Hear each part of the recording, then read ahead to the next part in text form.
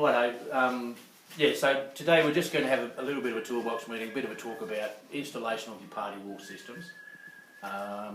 So this system is used in quite a few different applications. Duplexes and townhouses is mostly where it goes.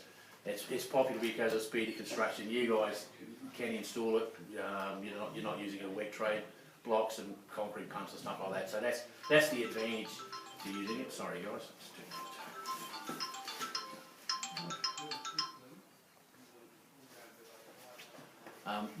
So they're fairly basic, straightforward systems. I was just mentioning earlier to Jimmy that with any of these fire-rated wall systems, they're built and designed in a certain way, and they're tested by the CSIRO. So we build a mock-up wall, they burn it down, and that's where we get all our test results from. It's also where they get their acoustic results from sound transfer between premises on either side of the wall.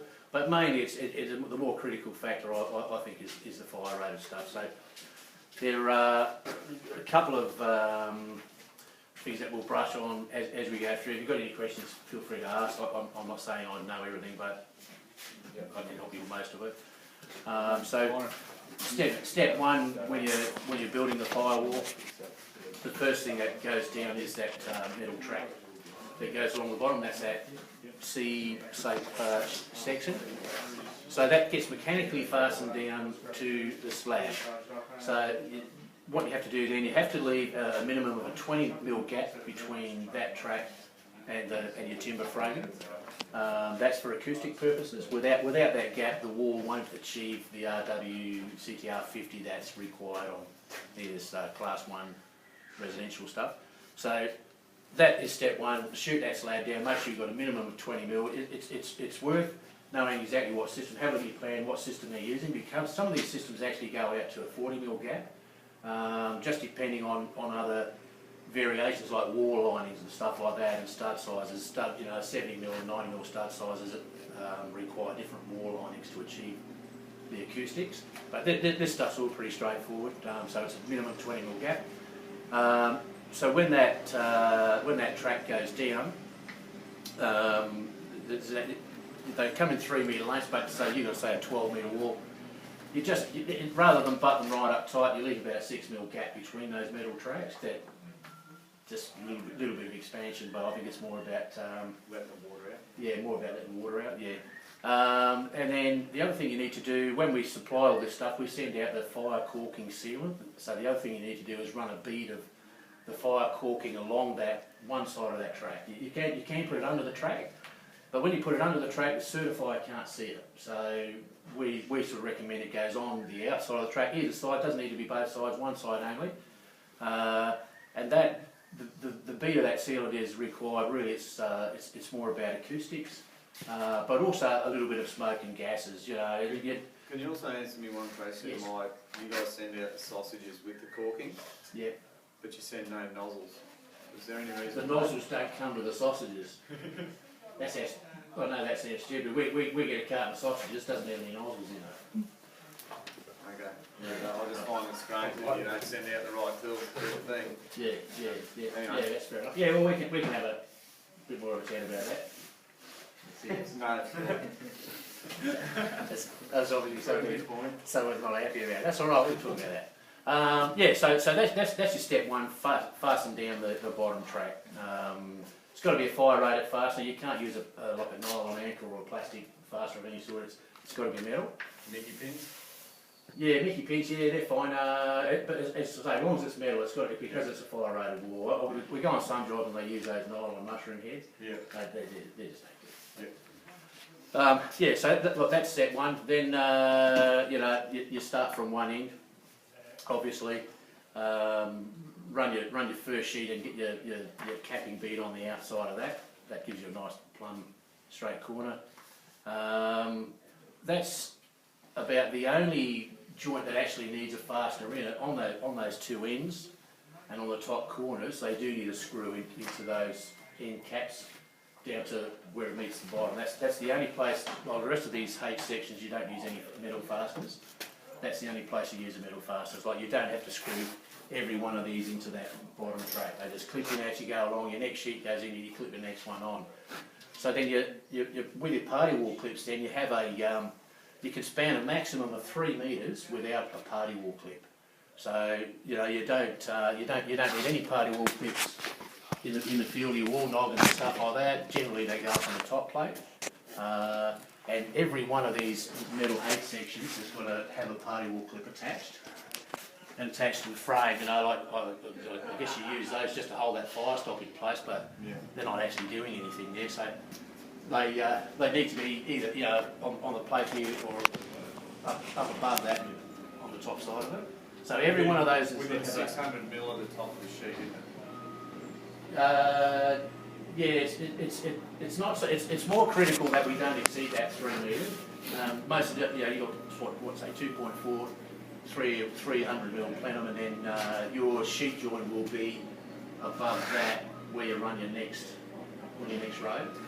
So the critical part is really down here. Don't have anything in the noggin line because that affects the discontinuous construction from an acoustic perspective.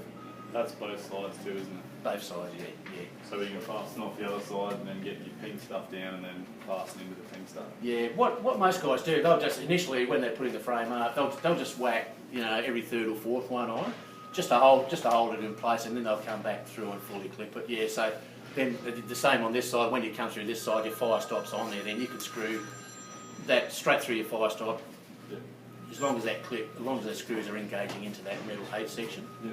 That's the main thing.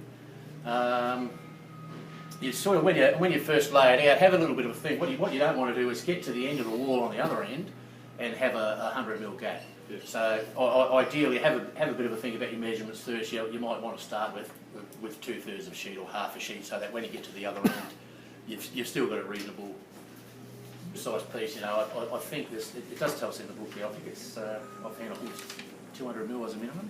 150. 150, is it? Yeah. That's actually a little bit hard to work with, though. It's probably easier to, cut a sheet in half and run that way. So that's probably about it for downstairs. If we go upstairs and have a bit of a look upstairs. We'll made it.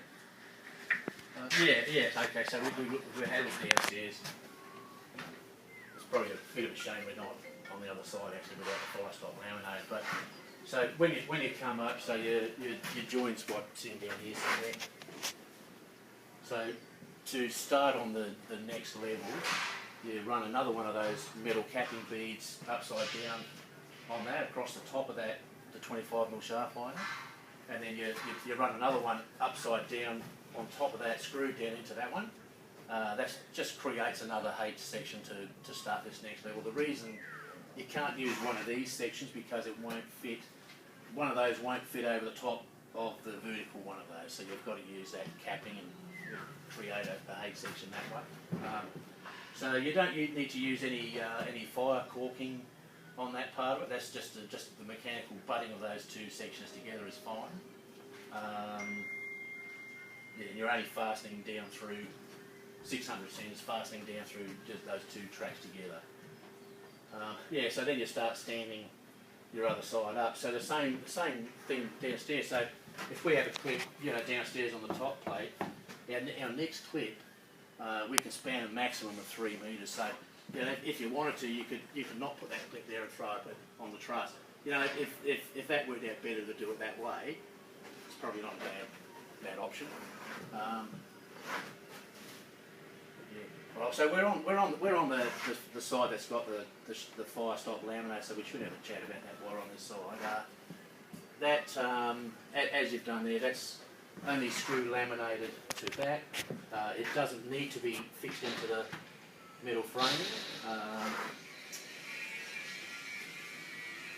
Then 400 by 400 squares?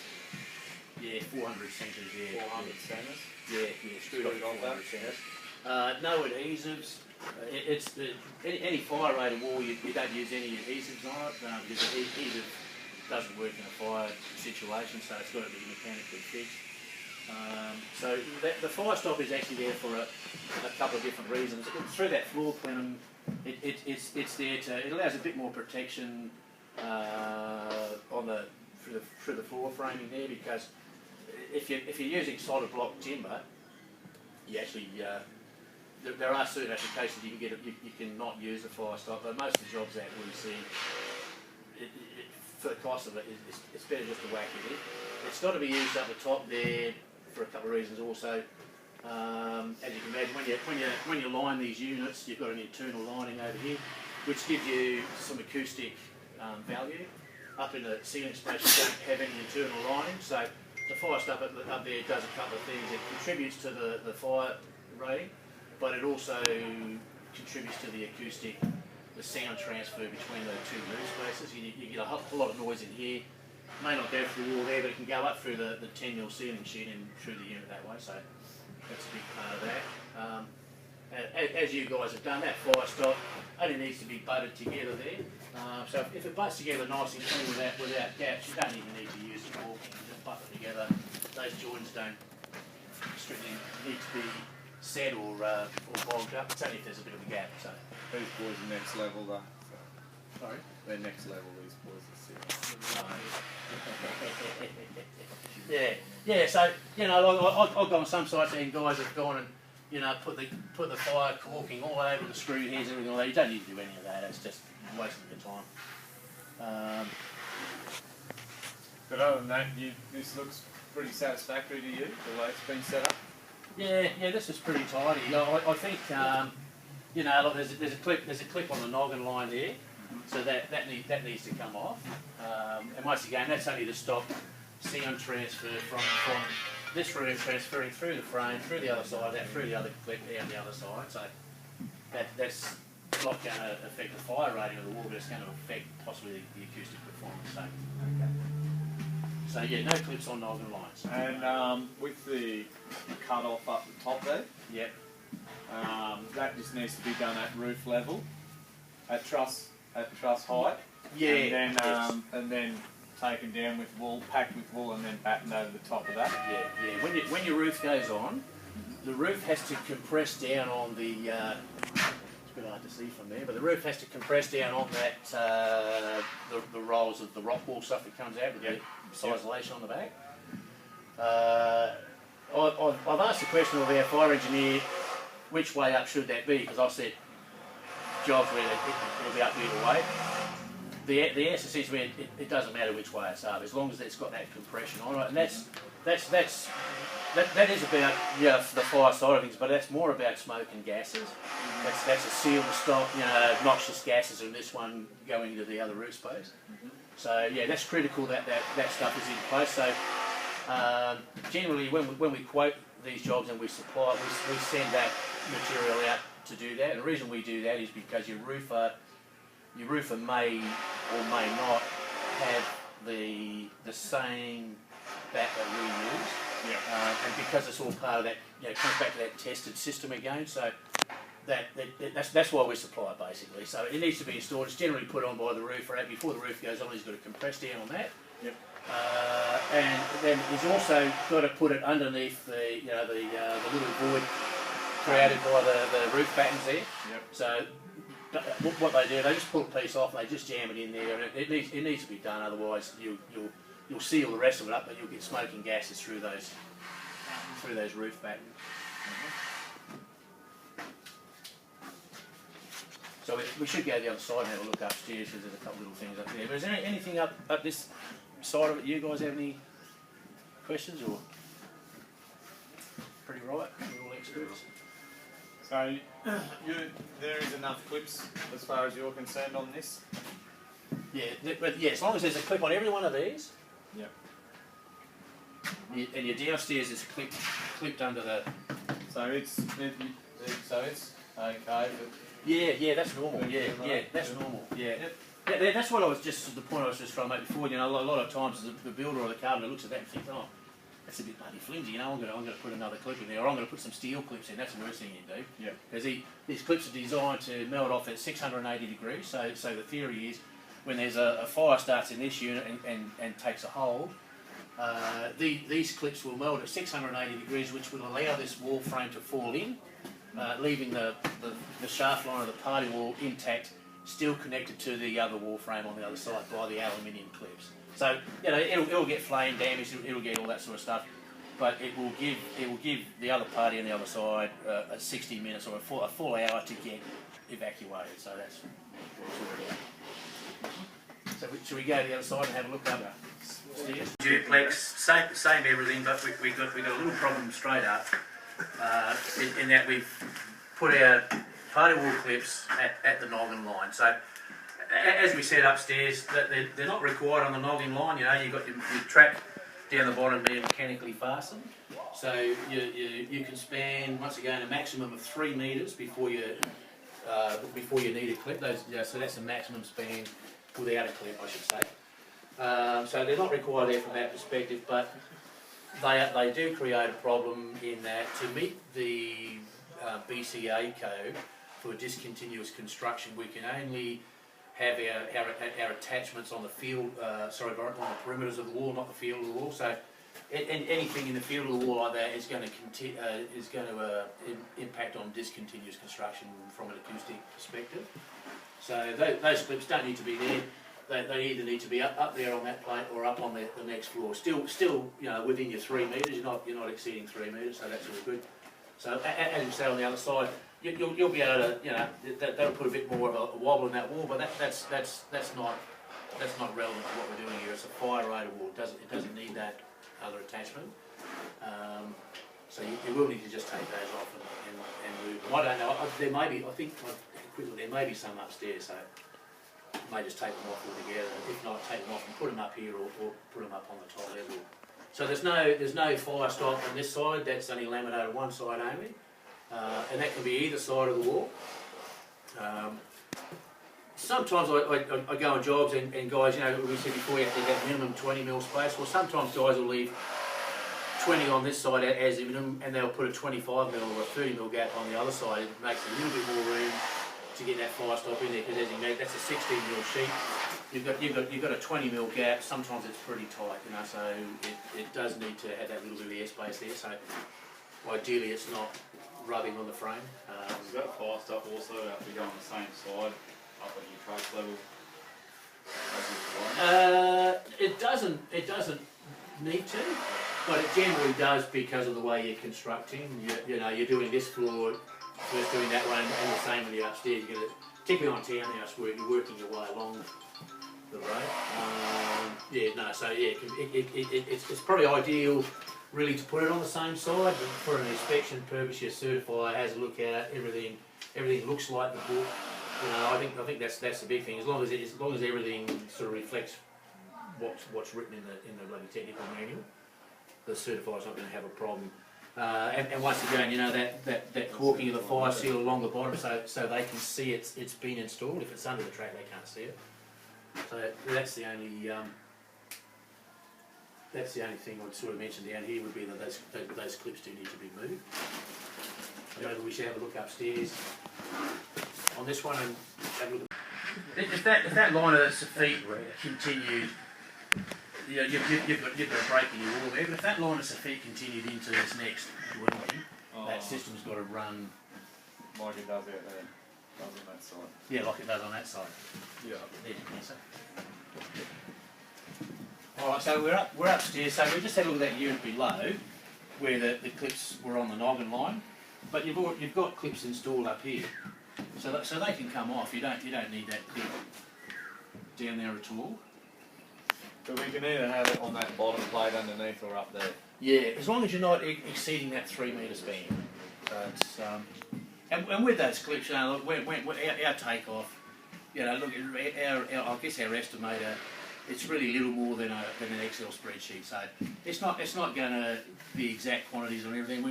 We always sort of try to make sure there's a bit of wastage, but also plenty of clips. We don't want you running out of clips, so you should always have plenty of clips. See how those clips there, boys, have been nailed onto? You can nail them into timber. Yeah, So that's that aspect. So carrying on from downstairs, get rid of those clips downstairs. You got one here, so it's all done nice. So there's that join between the two levels, sorry, where you've got your capping bead upside down that way, and another one up top. They butt together. As you're done there, that's nice and tight. There's no need for any fire adhesives or any sealers or anything in there.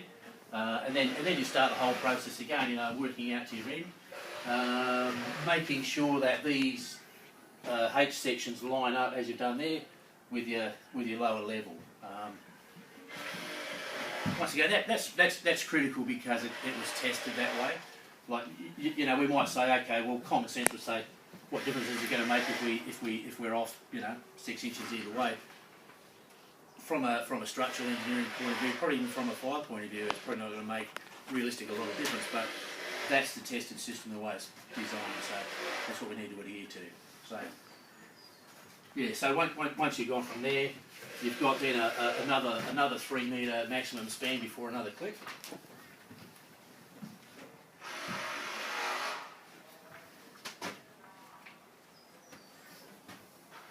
Righto, so there's till we get up to sort of that level above roof place, everything looks really good. But we've got a little bit of a problem up there with those shaft liner sheets up the top installed running horizontally. Like we just said before, these things need to continue straight up right to the roof point. So those top sheets need to be also vertical. They've always got to be installed vertical. Comes back to that fire test again. That's the way these systems are tested. So that's the way they need to be built on site. So I'm guessing that that's probably been a bit of an issue that was raised by the QBCC. And you know, your fire pack about up the top here, you can see you got, you know, it's in there. It's looks like it's got a good deal of compression on it and all that sort of stuff. So that's all installed nice and tight. Occasionally with this sheet, you know, look, we're not perfect. You know, sometimes we'll do a delivery or the stuff will get knocked around on site. You might get one of these with a crack. Probably best to isolate that. Maybe use it up in the roof space for your offcuts. Worst case scenario, if you've got a wall up and then it becomes damaged, you can get around that. That can be patched, but it needs to be patched. If you've got a crack there, it needs to be patched with another piece of fire stop laminated over it. You know, allowing 600 sort of all the way around. So if you had a bit of a hole accidentally punched in there, you'd laminate another piece of 16mm fire stop, 600 by 600 around that. Little minor tears in paper and stuff like that isn't something to worry about. But if you get a sheet that's got, you know, this sort of stuff, that's not a problem. That's still intact. But if you get a sheet where half the paper's hanging off, or you know, it's been really badly damaged in delivery, or some production fault, try not to use it. Just isolate it. You know, we'd rather replace it than you guys install it. See, with that up there, with those sheets laying on their side, is there a way to get round that? Can we take those clips off and put some pink board, some 16mm pink board over that? Will that suffice, corked top and bottom, or?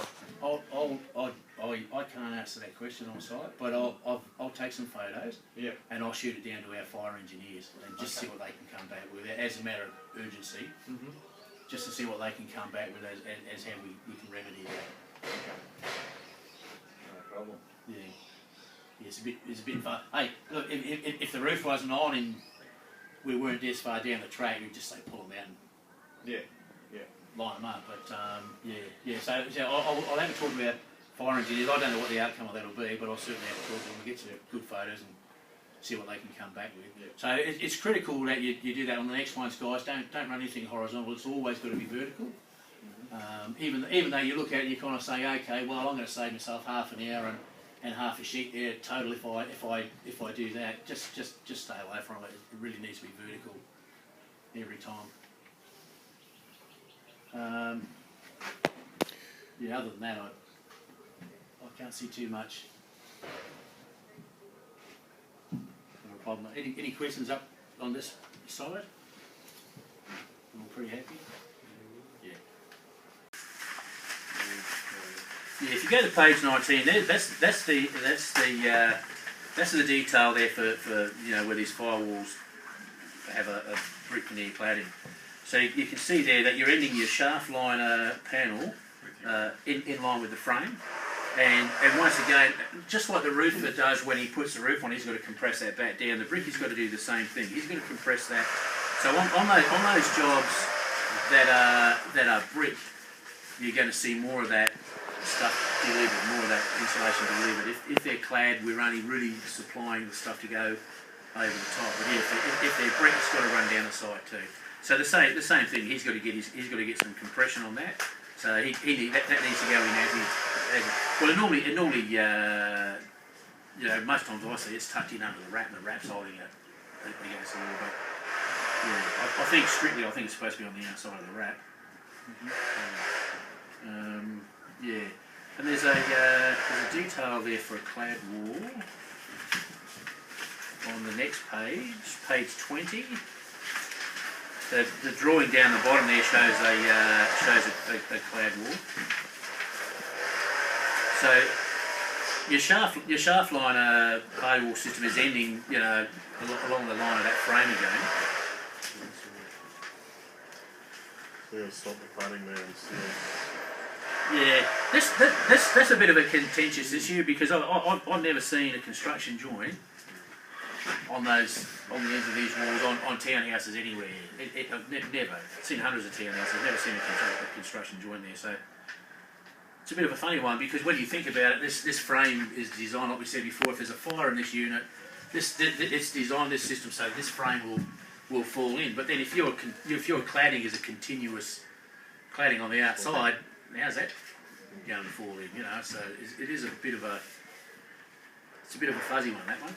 But, yeah. So I'm not too sure how that sits with Hardy's recommendations either. I'm not too sure on their product.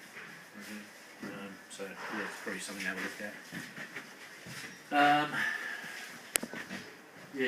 at. So that's the main sort of stuff. So the other side of it is really more for your plasterer. Where before his internal linings goes on, he's got to need to know what system you're actually using here.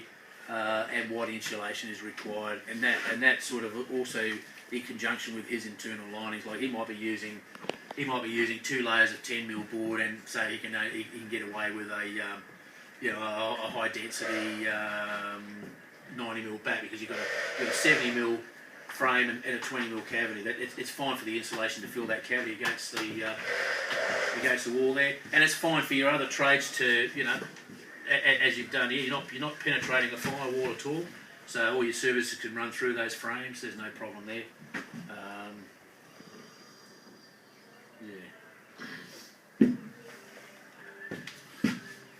So the rest of it's really up to the plasterer, getting his side of it right, make sure that he's meeting those acoustic requirements. And he'll know for sure though. Well, he's an expert, mate. Yeah, he's an expert. They all are plasterers. Yours is really special. He probably wrote this book. So all I can say is, if you're putting one of these up and there's not a detail in the book or you need a bit more information, just give us a ring. I look after it from Caboolture to Gympie, Tincan, Rainbow, and I'll go out bush. So I might not be able to get here that day, but I can nearly always get here the next day, or within a few hours normally. So I'd rather you give me a call than second guess it. Some of that, I suppose, if you have a look on the back, the very last page on there's a few like some do's and don'ts, and they're sort of the most common, I guess, things that we see done wrong. I don't see that on the back page. I think I lost it. Yeah, that's it.